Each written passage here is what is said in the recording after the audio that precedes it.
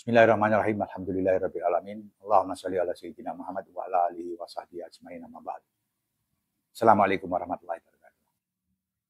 Dalam serial pembahasan tentang kondisi sosial budaya masyarakat dunia ketiga, istilah dulu ya. Kita tertarik bahwa kita akan bahas negeri kita sendiri. Kita tertarik karena hampir bersamaan ada dua publikasi yang membuat kita agak tertegun, minimal agak tertegun. Yang pertama, publikasi World Bank, Bank Dunia, bahwa menurut standar mereka, kita, penduduk kita yang miskin, itu mencapai 67, sekian persen dari penduduk yang ada. Atau kalau jumlah itu sampai 194 juta dari 280-an juta penduduk kita. Tentu saja ini membuat banyak orang ribut. Karena BPS menyebut bahwa angka kemiskinan kita tidak setinggi itu. Anggap saja BPS agak merendahkan standarnya. Begini, sebelum saya jelaskan. Kenapa jumlah penduduk miskin ini bisa melonjak begitu tinggi? Karena 10 tahun terakhir, pemerintah kita itu menaikkan standar dari menengah menjadi menengah atas.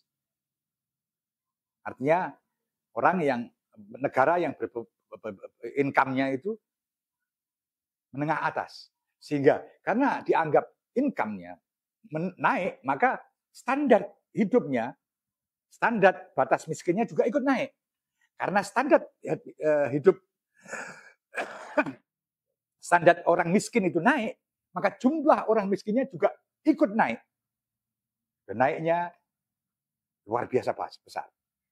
Dalam kesempatan ini kita akan mencoba melihat perspektif lain.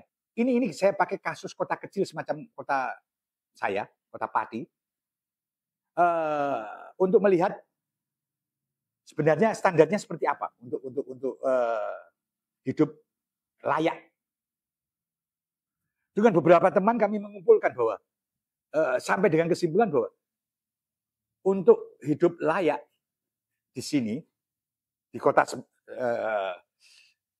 suburban istilahnya, jadi kota kabupaten, itu minimal batasnya itu sebulan itu harus punya pemasukan minimal 4,5 sampai 5 juta rupiah.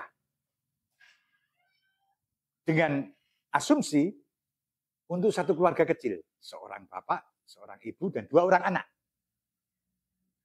Biaya hidupnya sebulan itu rata-rata 4,5 sampai 5 juta rupiah per bulan.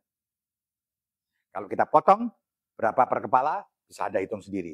Cuma persoalannya yang kita akan bahas tidak di situ. Kalau 4,5, taruhlah 4,5 atau 5 juta, kita pakai UMR sebagai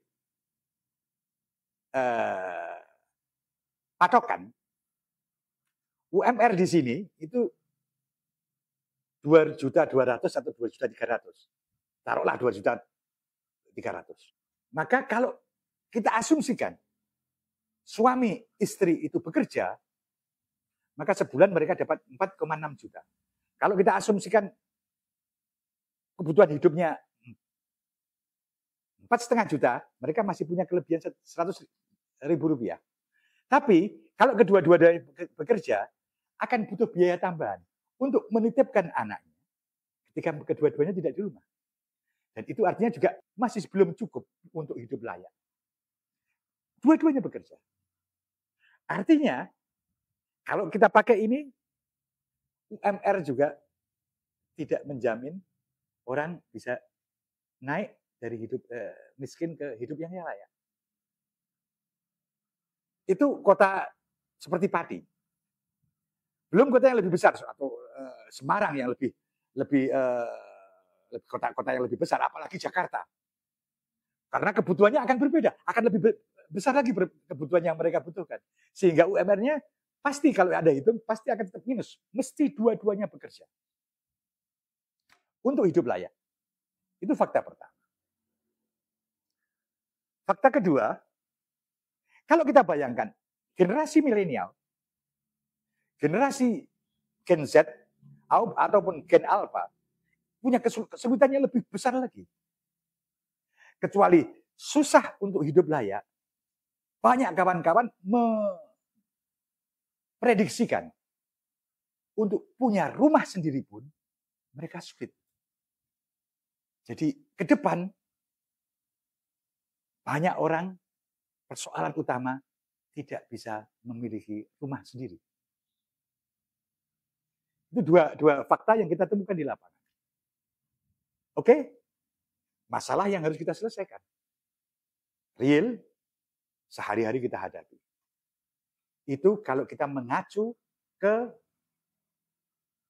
temuan Bank Dunia dan membandingkannya dengan kebutuhan kita sehari-hari. Tapi hampir bersamaan muncul hasil penelitian yang berbeda. Dan ini sebenarnya sebelumnya, jauh sebelumnya, pernah diungkap oleh seorang konglomerat dari Amerika, Ray Dalio itu. Itu bahwa Indonesia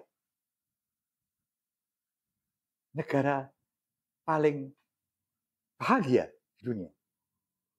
Itu diperkuat kemarin oleh publikasi dari penelitian Harvard University. Ini paradoks.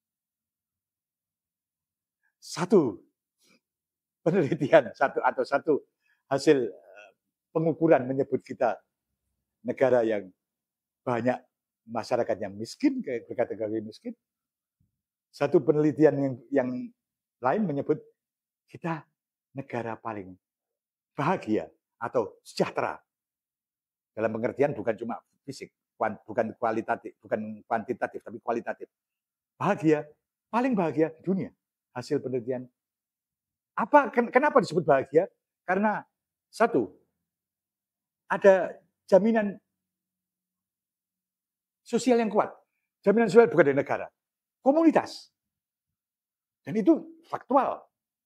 Kalau kita di kota kecil atau di desa-desa, atau kalau kota-kota besar, di perkampungan-perkampungan, itu masih ada ikatan untuk saling bantu satu dengan yang lain. Orang masih punya keakraban sosial. Yang di dunia modern semakin merenggang. Nah, itu yang menyebabkan kita bahagia. Meskipun faktanya secara ekonomi kita dianggap miskin.